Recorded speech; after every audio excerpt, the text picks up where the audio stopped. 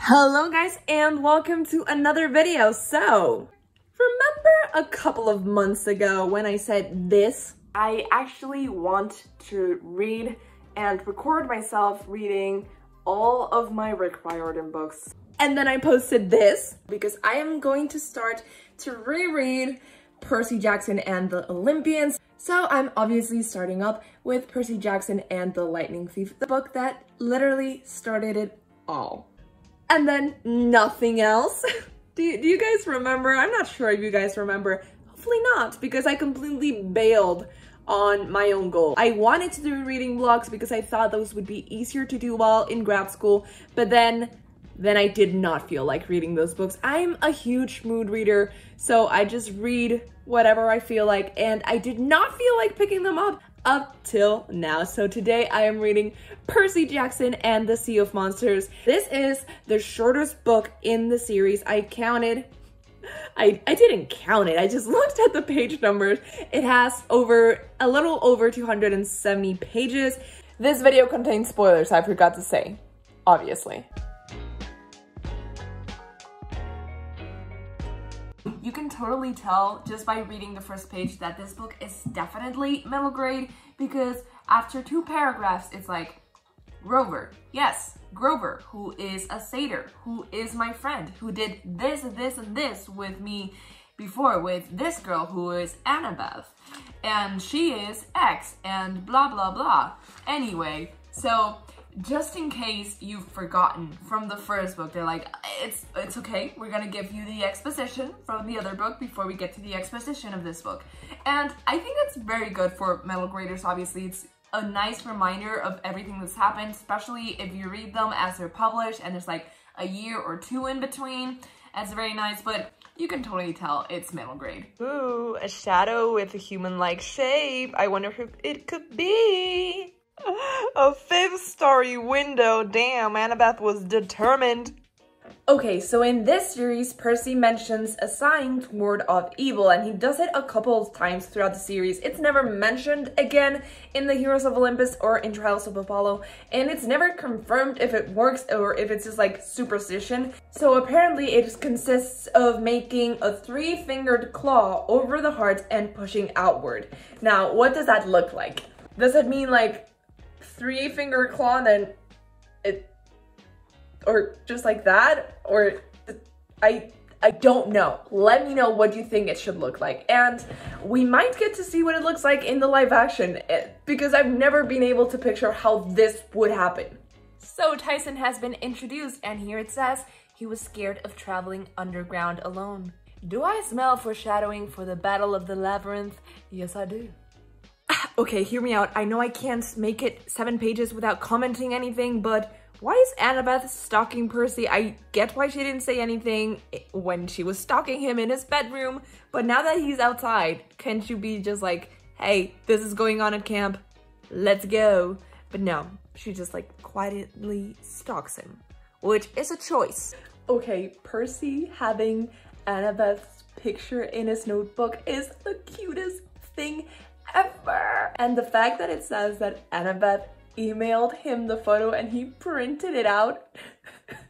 As soon as someone says Perseus Jackson, you know, shit's about to go down. I didn't remember this at all, but when we first see Annabeth here, she like stabs one of the giants in the back, kills him, and then goes on to punch Matt Sloan, the bully in this book, in this school year, and she says, "You lay off, my friend." What a girl boss. I missed Annabeth probably more than I wanted to admit. Ah! I don't think I've ever noticed this before, but Percy says that he never noticed that Tyson was a Cyclops because it felt uncomfortable to look straight at him.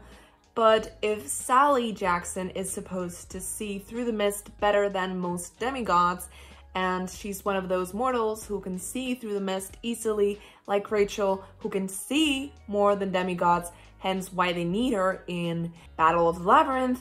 If she's like that, if she has special vision, then why the hell didn't Sally Jackson notice that Tyson was a Cyclops when Annabeth noticed right away? I think that's a bit of a plot hole that Rick just sprinkled in there and then he forgot by Battle of the Labyrinth. Percy is a bit selfish in this book, and I like it because you get to see the worst parts of him through this book, and I really enjoy that because he is not perfect. He's just a kid who wants to protect his brother, but at the same time doesn't want to look uncool because of being related to him. So, you know, very relatable. Also, Clarice is such an interesting and compelling character, but all of her siblings suck. The fact that she had like a post-it note insulting her on her back and none of them helped her or like took it off her. Really excited to read more from her tomorrow, and I guess I'll see you guys tomorrow. Bye! Hello and welcome to day 2 of this reading vlog. So we just got through the first Chariot Race, which is always exciting. Love to see Annabeth jumping from one chariot to another like it's the easiest thing in the world. It reminded me of that passage in the Battle of the Labyrinth where they have to go through some like, they're not monkey bars, but she does them like monkey bars over an abyss, and Percy's like, this girl can do this easily without breaking a sweat, but she's scared of spiders, and I just love that for her. And right after that, they get punished by Tantalus because he's the worst, and they are washing plates, and there's one of my all-time favorite moments and quotes from the whole Percy Jackson saga that I've never seen anyone talk about. So Annabeth is explaining the myth, and she's like, well, actually, it carried Cadmus. Europa fell off and died along the way, but that's not important. And then Percy like, it was probably important to her. I don't know why, I've always thought that was hilarious. Just Percy, when he's like making snide comments and side remarks while Annabeth or anyone else is speaking, those comments are what I live for. Good morning, today is day 3 of the reading vlog, and we are currently on page 108 of The Sea of Monsters. So yesterday I didn't get a lot of reading done, and that is because I went to watch the new Batman movie with my family, and it was over 3 hours long. So when we got back, I was too exhausted to read. It was midnight, so I just fell asleep. And today we're just gonna read a bit before I leave for lunch with my friends. So right now we are at the beach at Camp Half-Blood, and the team is debating whether to get on the Princess Andromeda or not, and whether to take Tyson with them. So let's go, shall we? One page and I already have an update. Of course I do. So first of all, here it clearly states that Tyson was a little kid in Cyclops terms, maybe 7 or 8 years old mentally. I know a couple of years passed from this to Heroes of Olympus, but Rick has a bright idea to like, why not put Tyson, of all the characters I have, in a romantic relationship? Of course it had to be Tyson because everyone else was already paired up romantically. This trend of Rick Riordan pairing every single character up with someone else has to stop. I think it stopped a bit because in Trials of Apollo, thank the gods, he didn't try to pair Meg up with anyone, but this man, someone has to put a stop to this madness. Also, it's very cute to be reminded that Annabeth, as smart as she is also dyslexic. Here she's like trying to spell Cyclops, and she's like, Polyphemus is an S-I-K, a C-Y-K, and then she's like, super frustrated that she can't spell it. And Percy's like, we could have been here all night while she tried to spell Cyclops. They're so cute. Okay guys, a little bit of a story time for you. Page 112, it's the first time that Percy, I think, explains why he's named Percy. Because of Perseus, and he was the only one of the heroes who got a happy ending. Funnily enough, when I was sleeping at my friend's house around 2017, I was spending the summer at her house with her and my other friends, so Brooke and McKenna. And we were sleeping, and it was probably one of the first and only times I've ever slept talked. And I had my eyes closed, and when I had my eyes closed, I was in the bed, and at the foot of the bed, I thought I saw my friend, like, asking me something, but when I opened my eyes, she wasn't there, but when I closed them, she was there again. So I didn't know if I was asleep or awake, but she came to the foot of the bed, and she asked me, why is Percy named Percy? And I was like, well, my dear friend, Percy is named Perseus, after the only Greek hero who had a happy ending. All of this in my sleep. And when I woke up, my friends were like, oh, you were sleep talking. I was like, well, I know what I said because I remembered being like, am I awake or am I asleep? So the only time I've ever slept talked was to explain why Percy Jackson was called Percy.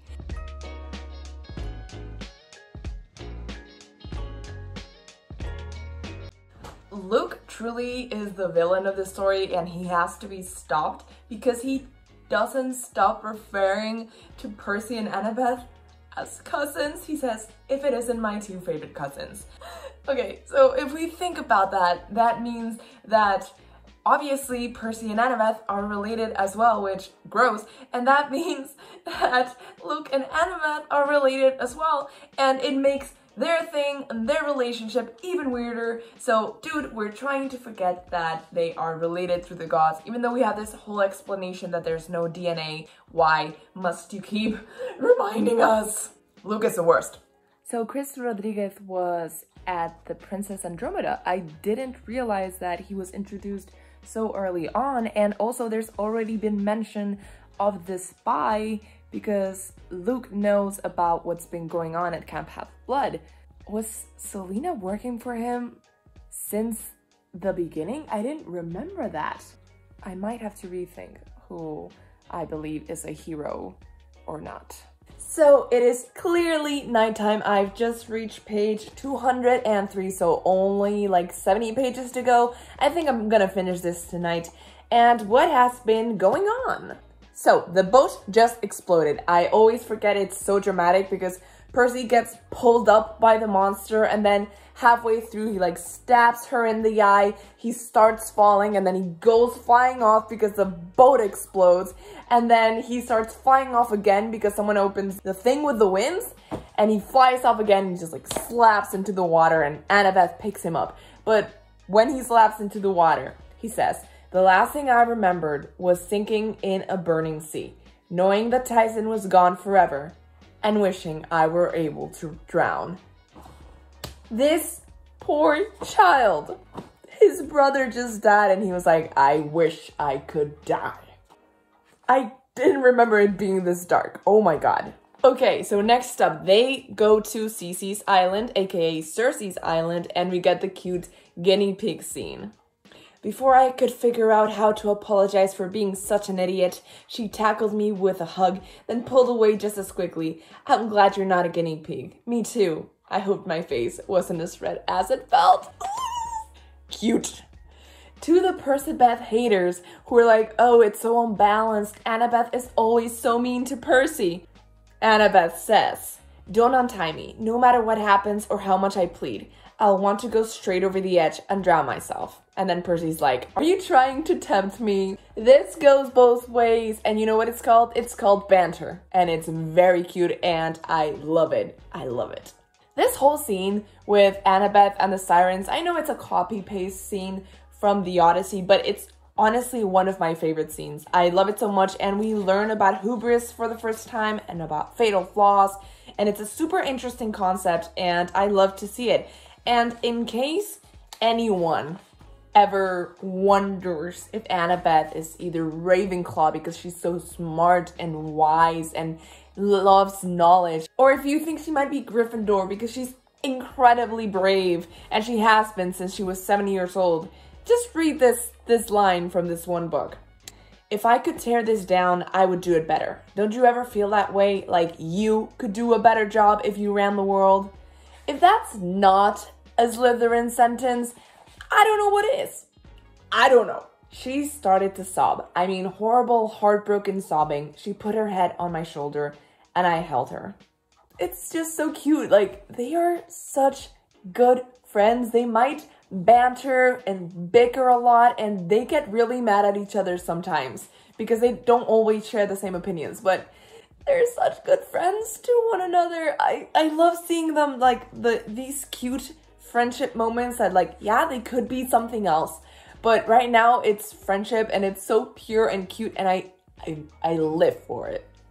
And going further back, I forgot to say that I feel so bad for Clarice because obviously the way she is stems from her father and him being completely abusive and a total piece of crap. Obviously, it's not an excuse. Like, you're still a bully, even if there's like a reason behind it and it's just a cycle of bullying.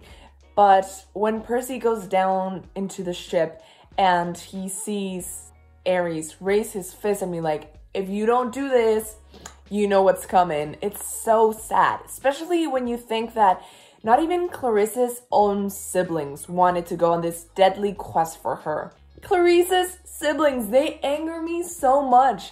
She had a thing stuck on her back. No one told her. They made fun of her. They wanted her to go on the quest. They were like, yeah, you go, girl. And then no one went with her. I need to go there. I need to be a counselor and I need to set things straight. Everyone is going to be friends with everyone whether they want to or not. Percy's out here trying to live his life being like, oh, Camp Half-Blood is the best place in the world. It's my favorite place. And then he just gets bullied all the time by these kids. Anyhow.